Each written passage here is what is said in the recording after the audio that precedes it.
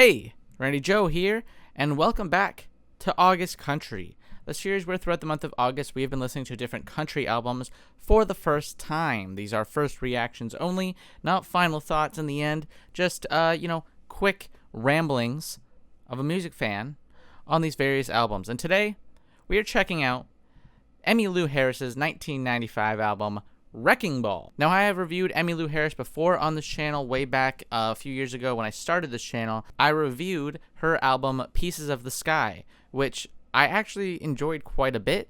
I was listening to it recently in preparation for this one here, just kind of skimming along it. And back then, I remember I gave it a fairly positive review, gave it a 7, I think, out of 10, or maybe it was a 7.5, somewhere between a 7 and an 8, I know that. And at the time, I really enjoyed it.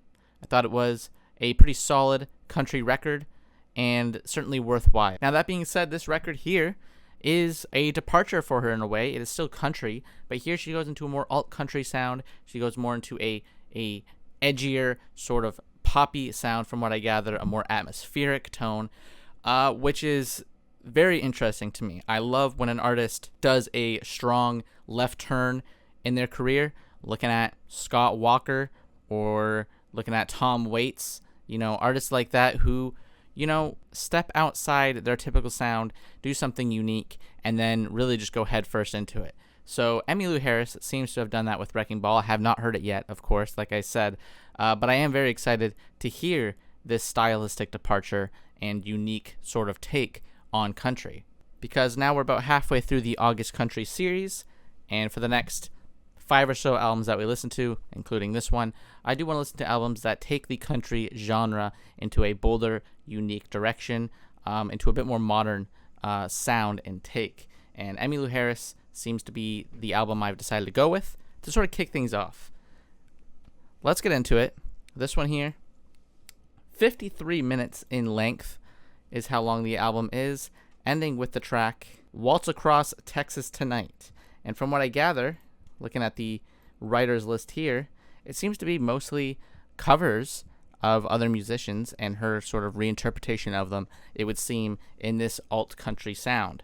So let's just jump into it with the first track here, Where Will I Be?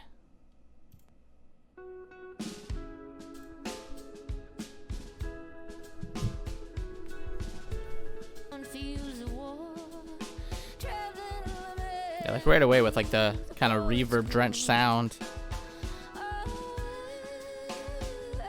Those drums much more prominent. You can hear that departure from true country sound.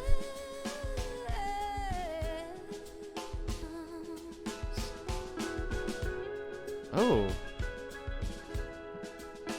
I like this instrumental too. Super kind of psychedelic and airy.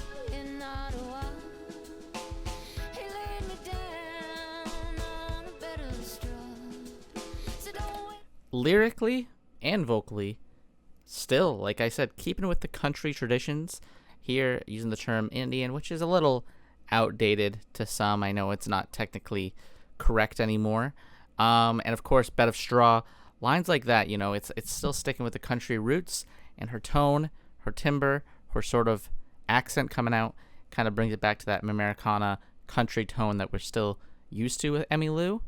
But I like this unique sort of direction the instrumental's taking. Again, it's that unique blend of genres.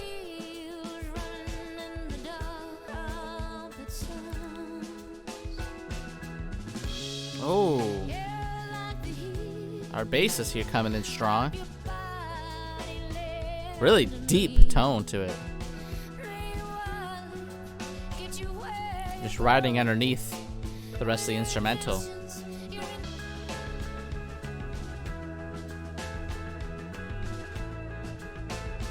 I just love the amount of washed out kind of echoing effects on this whole instrumental. It's super atmospheric.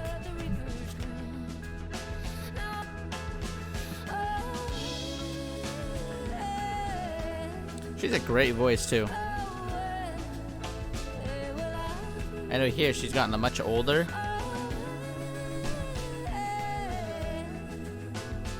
And you can hear the age in her voice, but it still sounds so beautiful up against this luscious production.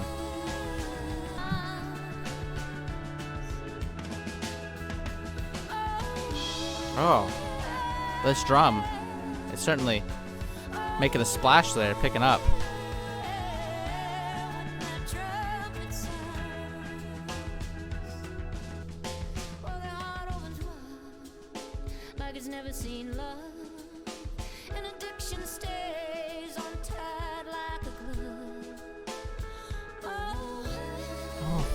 I love that passage from the heart opens wide towards this end here. So beautifully sung, beautifully delivered. Great execution of an opening track. Incredible atmosphere.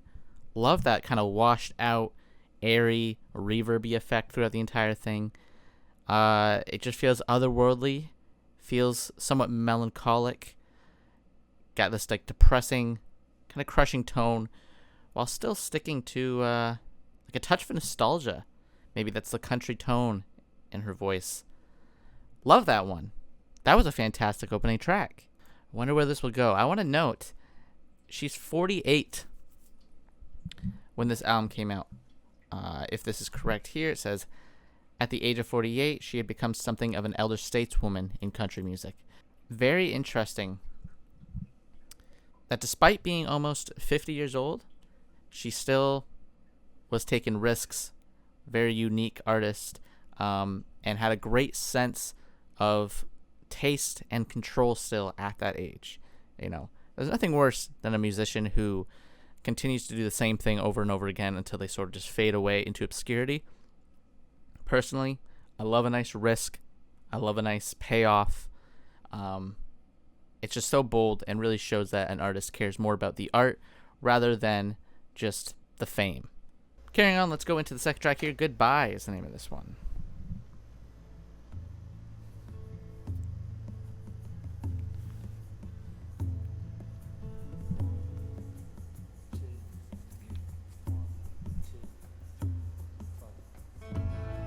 Okay.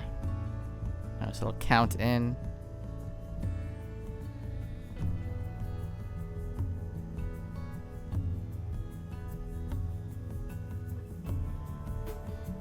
Oh,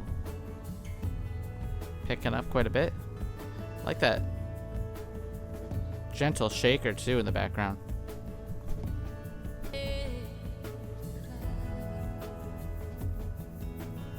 I just love the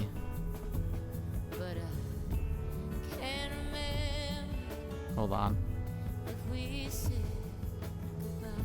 Very delicate delivery. I love the delicate delivery of her voice.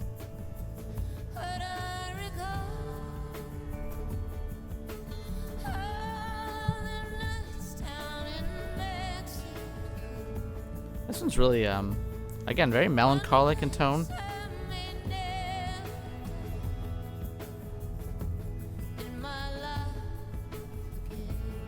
A sense of regret in these lyrics. Very country infused with these guitars, feeling a little twangy.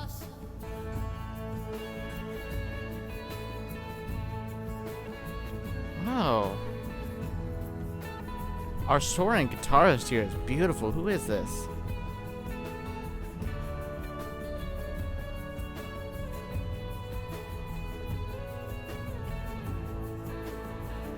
Perhaps Daniel Lanois? Seems to be a producer, musician, paired with her throughout this album. But a great sound in that guitar.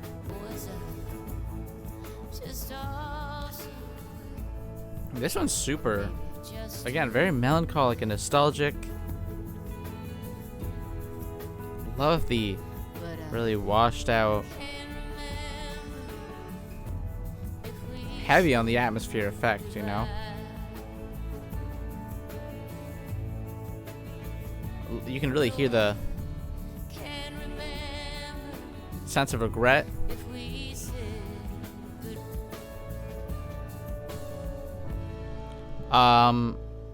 Wow. That was a beautiful track. Again, I feel like the atmosphere of this album is kind of soul crushing in a way, but still has that touch of nostalgia to sort of keeping it away from a point of pure depression. Let's go into All My Tears. Goodbye was fantastic. Love the just gentle shaker. Love the very ethereal, otherworldly guitar work from Daniel. Let's keep it going.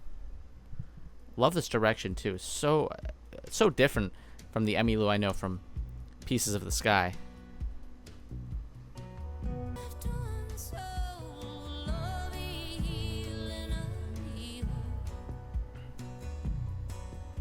Very Americana, kind of old West kind of tone to this.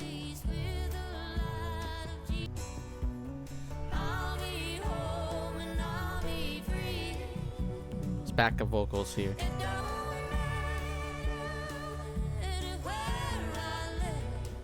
Elevating the sound.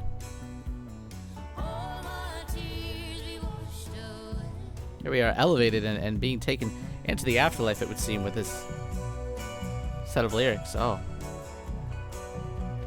I believe that's Emmylou here on the acoustic. Oh, a really deep, like bassy effect that was kind of in and out there. Not sure what that was.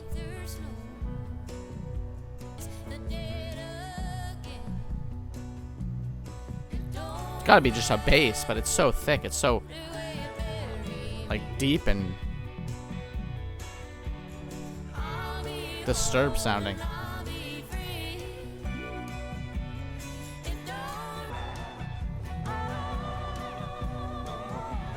Oh, there's chanty vocals coming in from Daniel. Really good sense of layering too on this track. All just slowly being pieced together.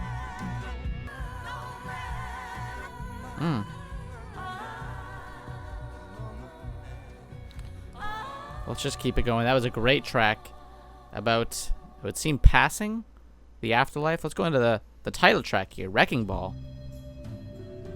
A Neil Young cover.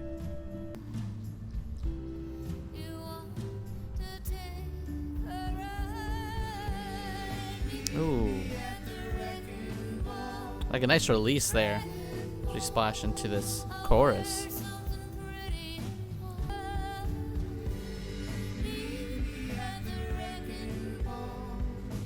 I like a really kind of airy vocals, really dialed back on this chorus.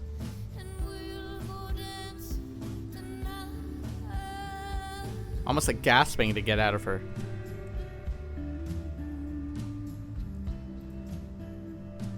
I love the overarching sort of sadness in this record. I love the atmosphere being created. I love the darkness in it. I love the twisted sound. It's like a glimmer of hope, a glimmer of nostalgia, while being drenched in this overwhelming, kind of crushing, depressive tone.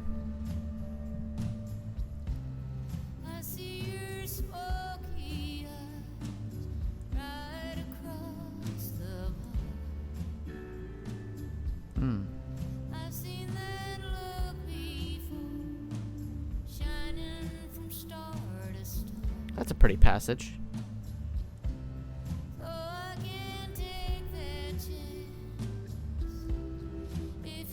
Kind of a sweet track lyrically.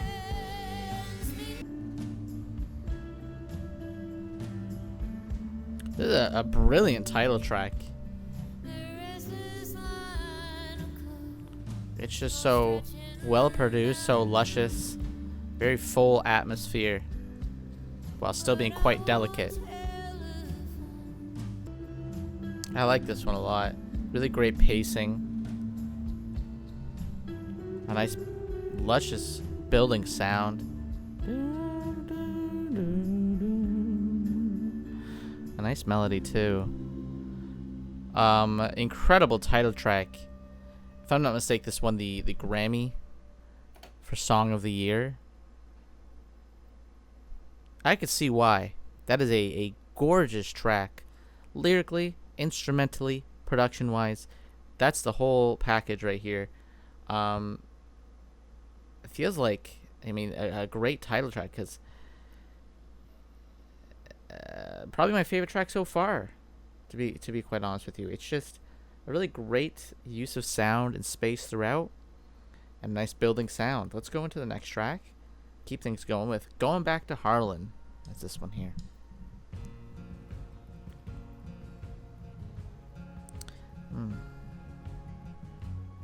That classic galloping country tone.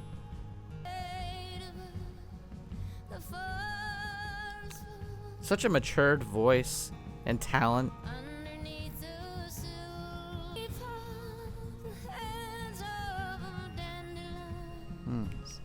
Again, that nostalgia. Really bring us back to a childhood innocence here.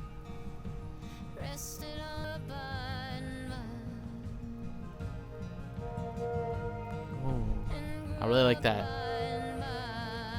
Oh, that sort of like synth work there that spirals around us.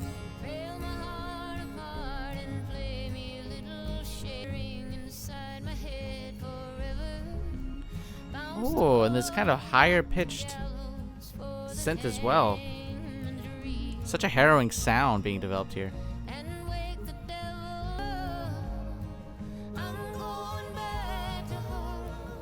Like a search for innocence, it would seem in the lyrics here. A search for the past.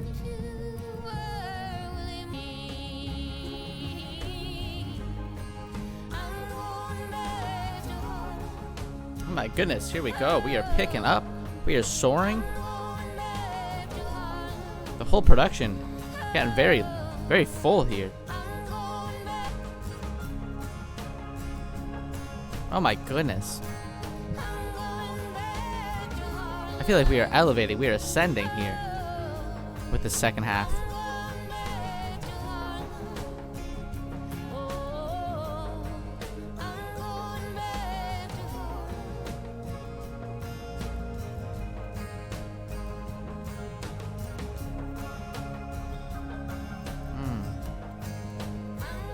And I love the little like phased out distant effects that we hear. Really adds to that sort of shimmery effect of the record.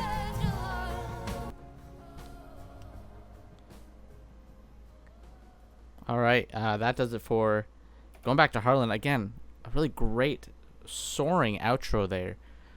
I feel like we ascended as it all came together. I wanted to say as well,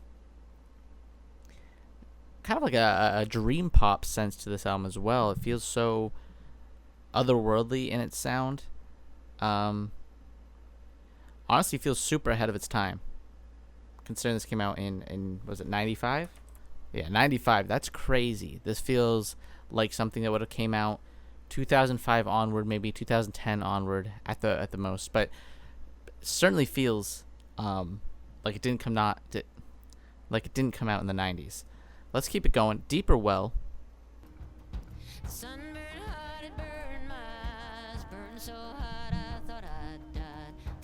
Oh, her voice much clearer here. Like she's in the forefront.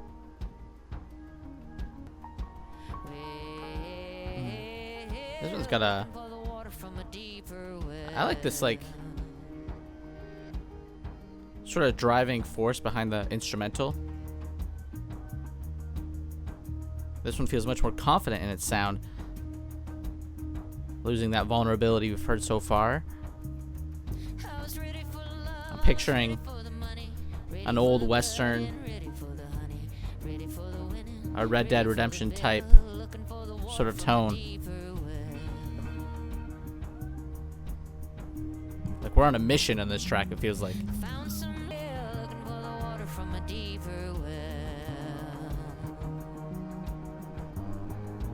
Oh, I like that guitar work here. Very electric. I think that's probably Daniel once again. Nice thick guitar. Oh, it's getting stronger on the left side.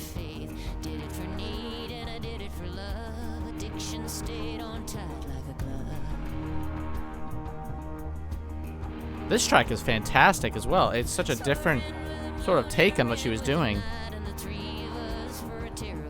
but it still feels uniform to the sound.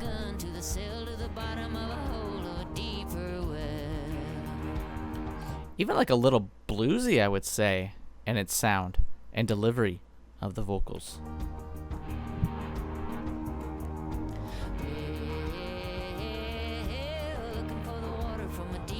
Like an Americana, country, blues, alt rock sound.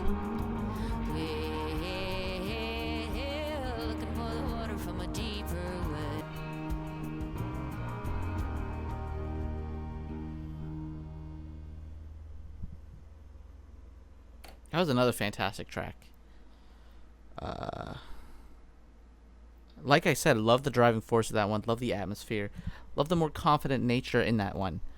Every Grain of Sand. Let's keep it going. This is a fantastic record.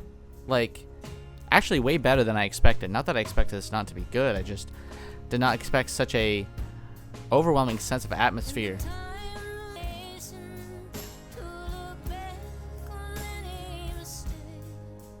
I like this tambourine too.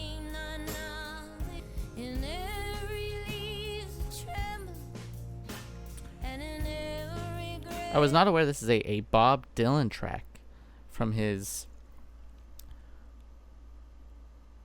1981 record, Shot of Love. Believe it or not, despite being a huge music nerd, I've listened to very little Bob Dylan. In fact, I think I've only listened to one album of his in full, and that needs to change. And I'm sure one day on this channel I'll cover some Bob Dylan. So I'm quite the novice when it comes to Bob Dylan. I'm not an expert, so I was not even aware of this track being a Bob Dylan original. So I have no point of reference with it. However, I do like the sound of it with Emmylou doing it here. So take that.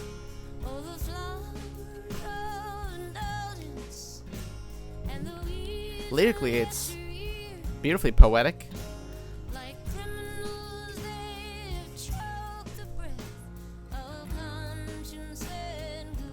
But so far, this whole album, I think, lyrically has been stellar.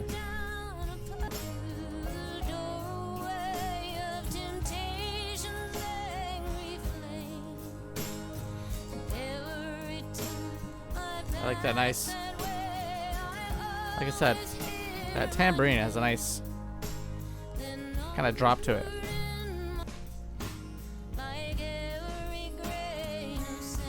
I love the way she sings. It almost feels like she's struggling to get the words out at times.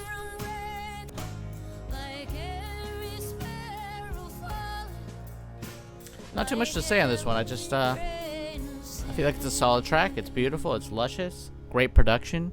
Great atmosphere, like I've been saying. But that one doesn't stick out to me as much as the others. Still a solid track. Still feels like a necessary evolution of the track list. Let's go into Sweet Old World, which is a Lucinda Williams cover as well. I like that despite despite seeing the covers that she's doing, certainly a unique take and sound on them, because they still feel very uniform to this album, which, taking a cover and doing your own twist on it is always a risk. You can either make it or break it, and it feels like she has a good hold on these songs.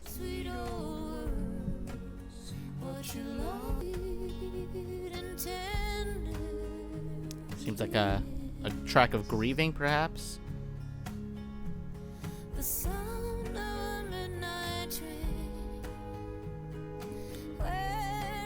I love how washed out everything sounds too. Again, a nice otherworldly, almost limbo-esque kind of sound to this album.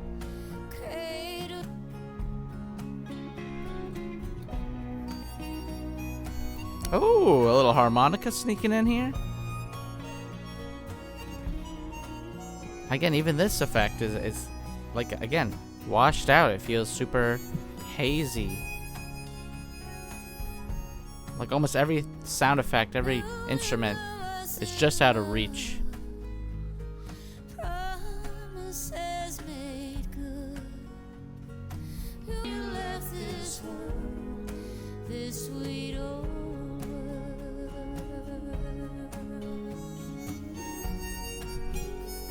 I really like this one. A nice kind of pained vocal.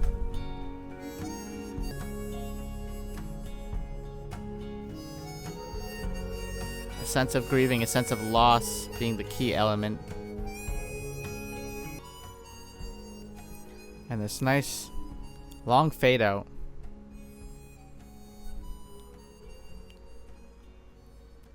Typically not a fan of fade outs, but I think it works on a track like this that feels so kind of pained and depressive. Let's give this a pause and talk about the next track here, which is May This Be Love with Daniel, again, sorry if I'm mispronouncing, is it Lanois? Canadian producer slash musician who seems to be a key element to this album's kind of sound. So, you know, just as much props to him as there is to Emmylou for taking on such a unique and strong direction of the album. And I also wanted to note that this is May This Be Love is a Jimi Hendrix track from his debut album. And now I need to also say that, like Bob Dylan, Jimi Hendrix is another blind spot of mine. How? Who knows? I know his hits. I've never listened to a full-length record of his. I know that for sure.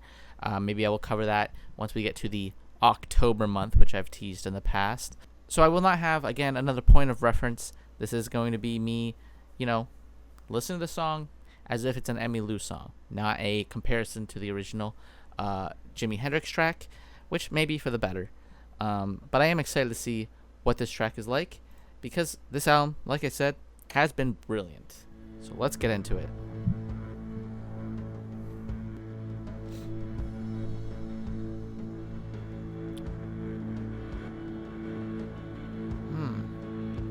Again, that alt rock sound with how like strong the guitars are here.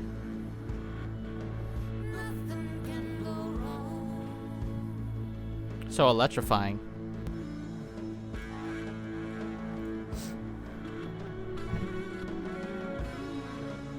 That's our man Daniel taking it away, I think. Really setting the atmosphere as he kind of gyrates all around.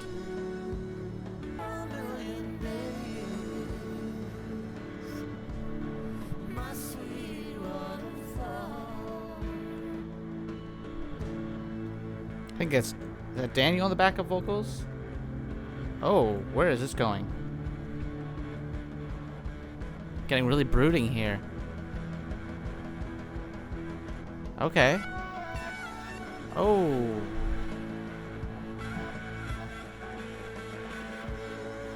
Oh my goodness. I love the sort of pinging effect, the phasing effect, kind of back and forth.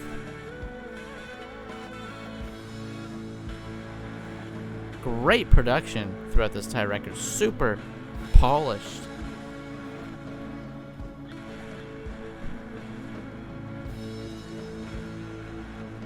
I also love this continuous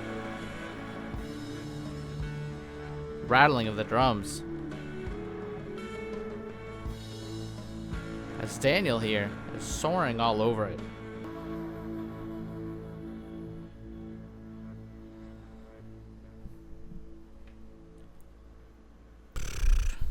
Another brilliant one. Maybe a bit bare bones lyrically on that one.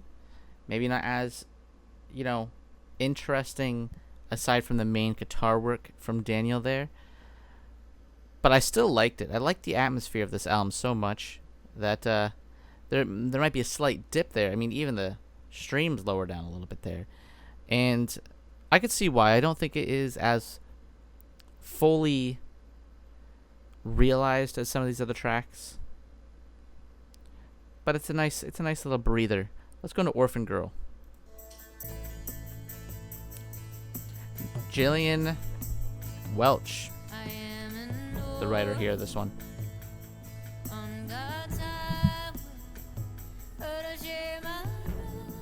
Lots of classic country staples too to keep it tied to that country genre, such as Religion here.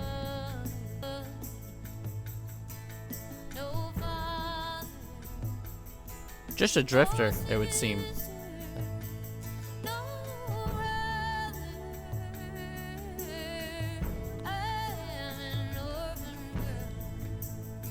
Just a drifter, one of God's children on this highway, apparently.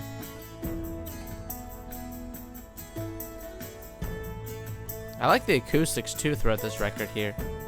They're gentle, they're very stringy.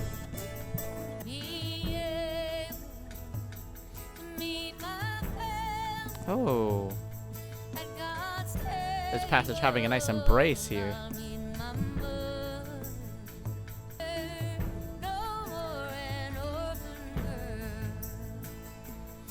Nice warmth in that community tone here.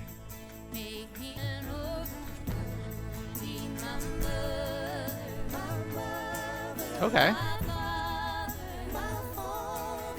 Oh, our backup vocalist coming back on this track. A little bit of a gospel touch to it too, it feels. Adding to the religious effect. Seems our protagonist, although lonely, is looking forward to that warm embrace of community, of family. Maybe not literal, quite obviously, but still. That sense of belonging really coming in towards the end. Black Hawk is this one here. The last one was quite short. I mean, it was 3 minutes, but the pacing of it was very kind of easy to take in.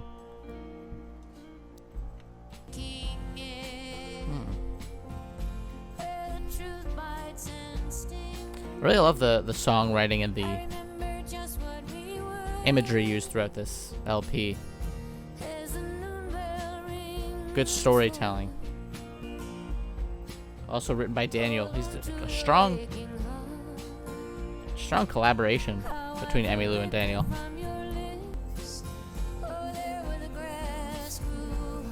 This one's really gentle. I like the songwriting, but I feel like the track as a whole isn't grasping me as much as some of the other tracks have. Some of it just feeling a bit too similar to what we've heard thus far.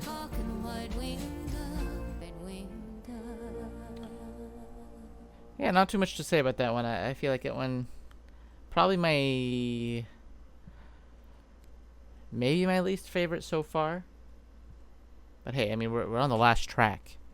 So if we get 11 tracks in and we have one track that I'm not as fond of, hey, that's pretty good. That's pretty solid for a record.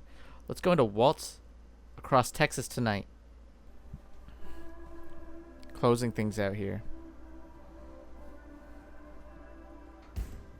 Oh. Heavy drum work here. Hitting you hard across the face.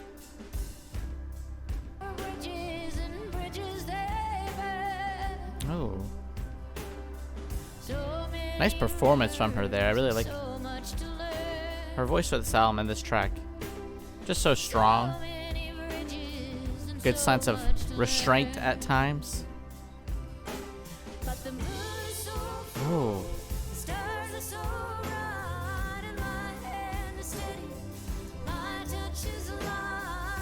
And I love the backup vocalists too throughout this record here. Whether it be Daniel or Neil Young, even providing backup vocals, I read on that cover of Wrecking Ball.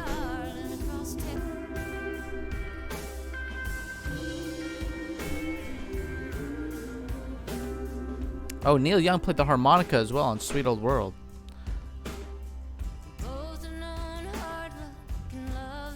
We're getting sidetracked here.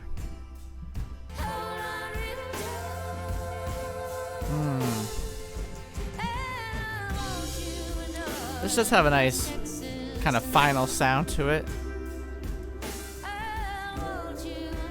to close out the record.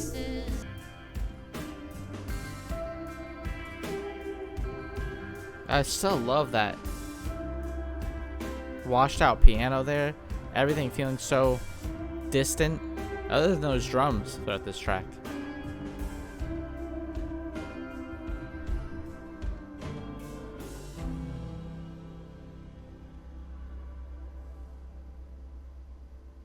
Oh. And that's it. That's it for the album. We're not going to obviously listen to the bonus tracks because that adds another like 40 minutes.